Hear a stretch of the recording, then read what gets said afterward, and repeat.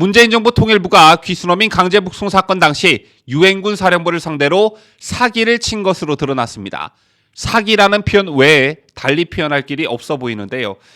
문 정부가 귀순어민 강제북송을 마치 인도적 송환인 것처럼 포장해 유엔사를 기만하려 했다는 주장이 제기됐습니다.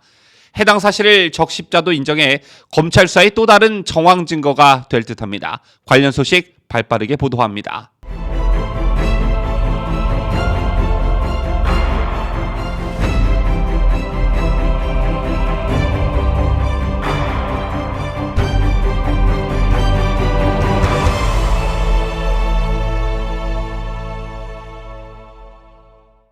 시청자 여러분 안녕하십니까? 뉴스데일리 베스트 민앵커입니다.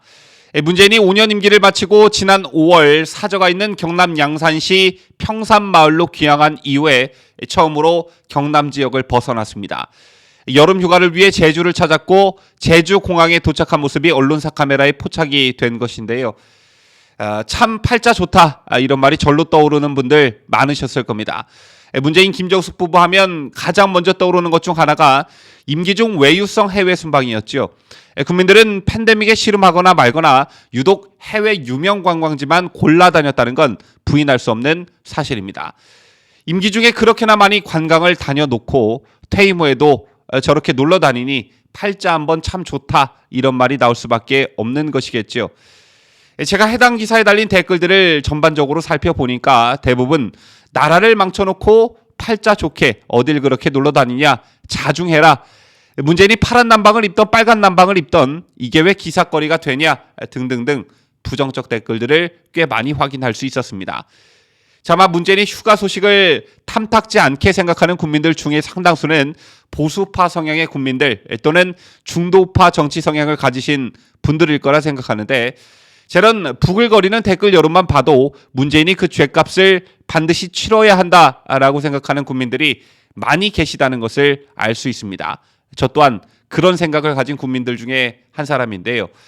현재 전 정권과 관련해 문재인과 연관되어 있다라고 해석이 가능한 사건들이 여럿 있지요. 산업부 블랙리스트 사건이 그렇고요.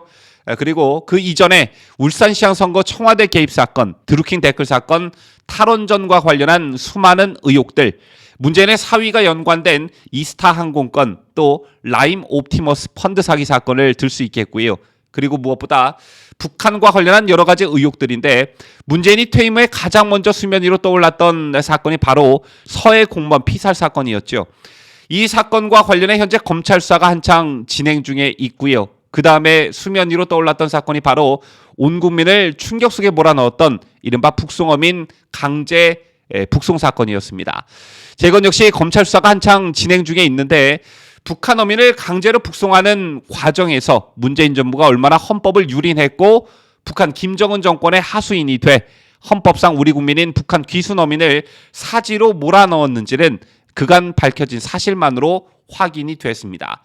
그리고 오늘 또 유의미한 사실이 밝혀졌는데요. 문재인 정부 통일부가 귀순어민 강제 북송 사건 당시 유엔군 사령부를 상대로 사기를 친 것으로 드러났습니다.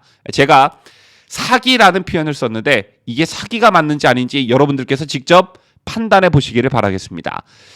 통상 귀순을 원치 않는 북한 주민을 인도적 차원에서 북측에 넘길 때 적십자 직원이 동행합니다. 자, 그런데 문재인 정부 통일부가 귀순어민 강제 북송 사건 당시 유엔군 사령부에 적십자 명의의 협조 요청문을 보내면서 정작 적십자에는 이와 같은 내용을 통보하지 않은 것으로 알려졌습니다.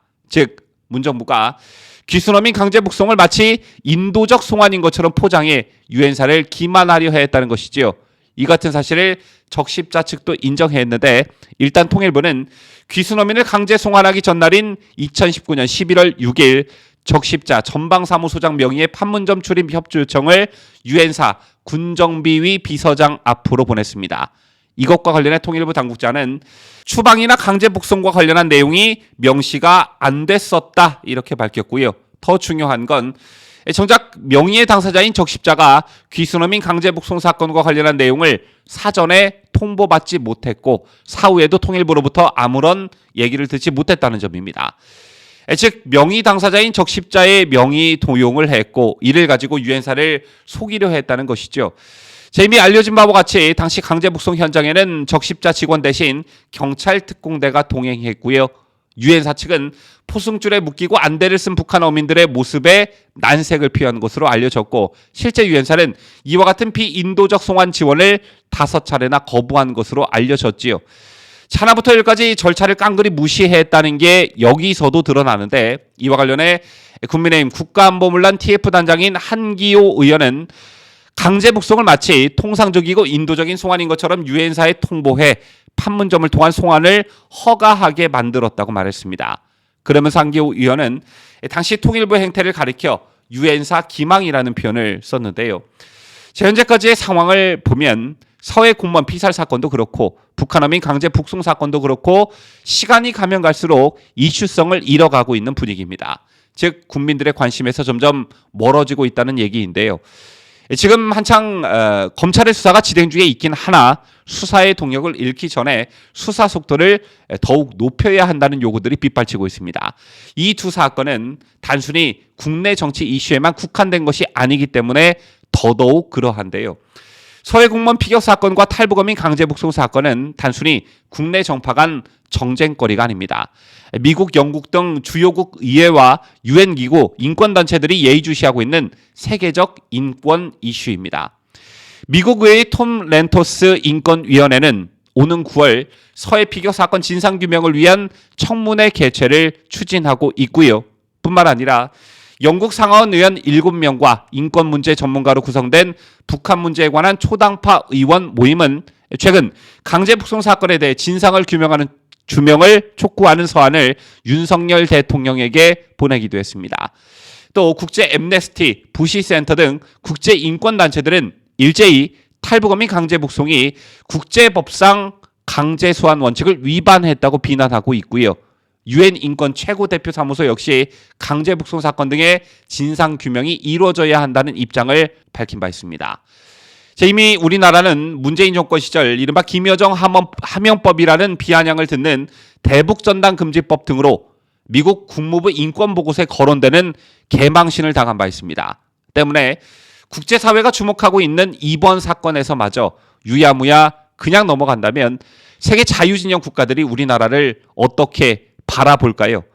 정권이 바뀌었음에도 그전 정부와 똑같다는 비판에 직면하게 될 것입니다.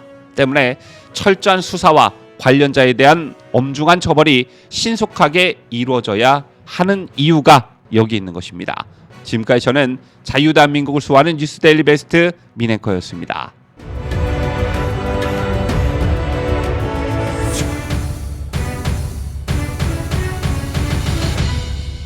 함께해요. 뉴스데일리 베스트.